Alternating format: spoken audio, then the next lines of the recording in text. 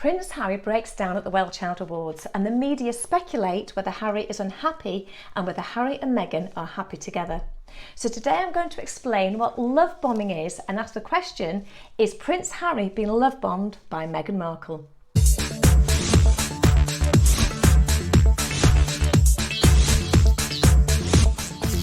So I'm Sue Blackhurst and I bring the world of social psychology into everyday language. So if you enjoy learning about yourself and the people around you, do subscribe to my channel now so you don't miss my videos every Monday that will teach you more about you and the people around you. So Prince Harry and Meghan Markle's relationship moved on so quickly that many questioned whether it had all happened too fast. And the big question now is whether Harry's stressed appearance and emotional outburst are a result of him trying to control the media, or is Meghan controlling him? So when Harry went on his first date, it was reported that they hit it off immediately. They met for a drink and very quickly arranged to meet the next day.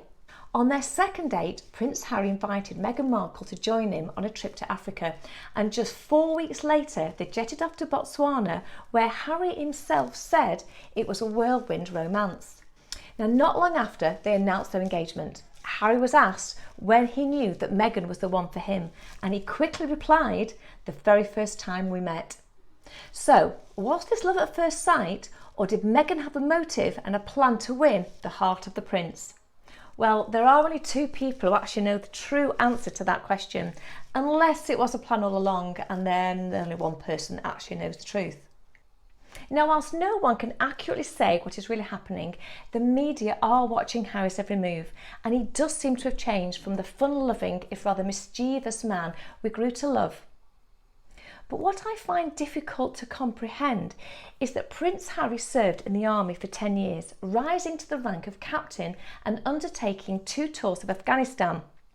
Now, as a commander of the army's most sophisticated attack helicopter, Harry admitted firing on the Taliban, killing insurgents while piloting its Apache helicopter. And on his return, he worked with wounded servicemen and women as they learned how to adapt to life post-injury and, of course, setting up the Invictus Games. So Harry has experienced army training at its very best, and he's been part of a team where emotional strength is just as important as physical strength. And in his own words, he says he was only doing his job. So for me, he's a pretty tough man. So this same man who has given hundreds of speeches and presentations, a man who is used to performing for the media, all of a sudden breaks down in tears at the Child Awards. Now, the Child is a charity that provides care for seriously ill children and young people in the UK. And Harry has presented to that and other charities on dozens of occasions. The only difference this year is that he is now a new father of a healthy baby boy. Now, he wasn't overcome with emotion for the families of the children in the room, or even for an uncertain future for his own son. Harry broke down at the point of remembering that this time last year, his wife was in the very early stages of pregnancy.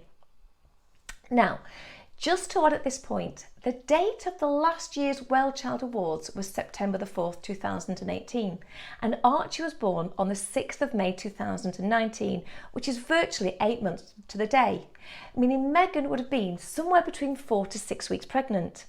Now, I can't judge or comment on how other people would react or feel, but I do suspect that if you ask the majority of fathers out there if they can remember their wives being 4 weeks pregnant, I doubt we would see very many tears.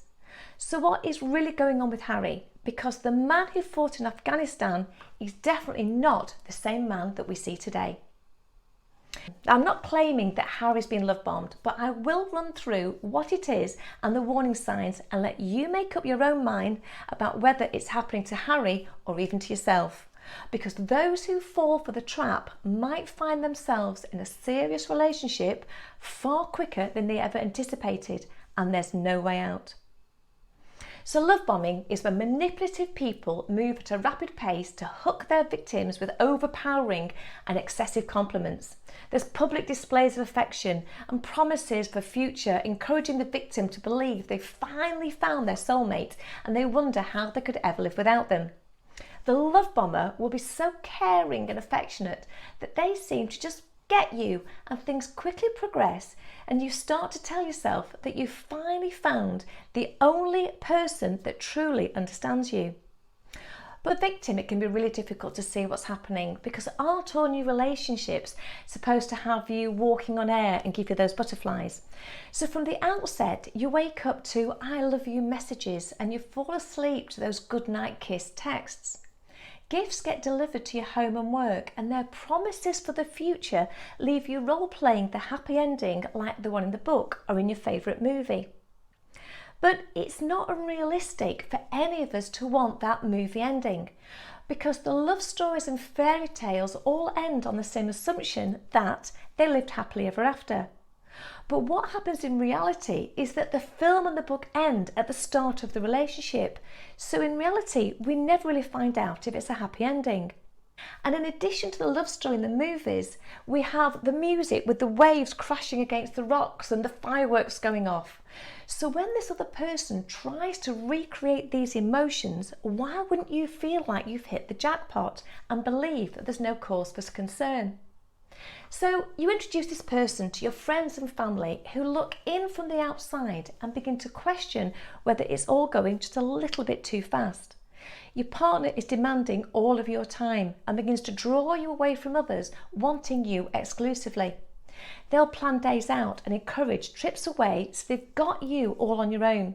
And on those rare times when you're not together, they'll bombard you with texts, emails and phone calls, so they always know where you are, who you're with, and that they can keep a tight hold of you. So no matter how you ended the relationship, you may usually take things slower or prefer to start off a bit more casual. But somehow you now find yourself in so deep that you're forced into a corner and there's no way out. And you believe that you've finally found the one, and all of a sudden you begin talking about moving in together and marriage. You announce your great news to your family and friends, and they are faced with more friction as they're torn between being overjoyed that you claim to have found the one and wanting to tell you their concerns. So the love bomber will shower you with affection and gifts, and often use sex as a reward if the victim acts how they want. But the danger starts to occur when these rewards become inconsistent, so the victim doesn't actually know what will and will not work. And this is when the devaluation stage happens.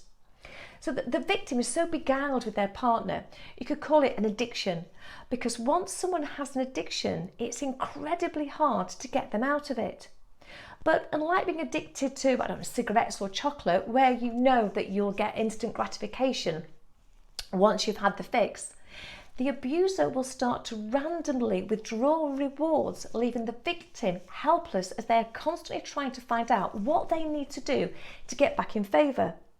So at the start, the love bomber will draw the victim in. Everything they do is magical. Their actions will gain the affections craved by the victim, who becomes so high on this euphoria. It's a bit like a drug, as the more they get, the more they love it and the more that they want it to last. But once under the spell, the abuser will pick and choose when they withdraw their kindness and instead punish the victim whenever they feel it's appropriate. So, for example, one evening the abuser will come home to a beautiful romantic meal, and they will praise you and reward you with affection before, during and after the meal. But the next time they walk in, they could respond completely differently, shouting, the silent treatment, or even physical abuse. The victim is now on a constant mission to win their affections and focus all their attention on finding the right way to please them. And it's this inconsistency that leads the victim to overinvest in the relationship, draining their own energy and happiness in the process. So love bombing is a transactional process. The gifts, affection are just a means to an end for the abuser. For them, it's a process, whether consciously or subconsciously. All they're looking for is what they can get out of the situation themselves. It's all about them, and they know that they can walk away at any time they want without looking back. But the victim, not aware of this, is left vulnerable as they become self-critical, and they lose all sense of self-worth. So is Harry's change in demeanour due to being love bombed? Only they know the real answer. But that doesn't stop the world from speculating, because he certainly seems beguiled by Meghan, and the relationship did go at hyperspeed with the need to get married and have a baby so quickly. Harry lost contact with so many of his friends, and the rift with his family stems from their concern over the speed of the relationship and whether he should have spent more time getting to know Meghan. One of Meghan's close friends reported that her mantra was to treat men like carpets. The better you lay them, the longer you can walk all over them. So Harry doesn't seem to be the man he used to be, and Meghan certainly has the need to constantly shower him with this affection in public. When they were asked about their relationship, they said, "We're in love. I'm sure there will be a time when we'll have to come forward and present ourselves and have stories to tell. But I hope what people will understand is this is our time. This is for us. It's part of what makes it so special.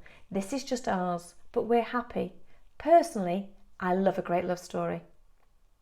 So will Harry and Meghan one day be made into a movie? And if it is, will it be a happy ever after?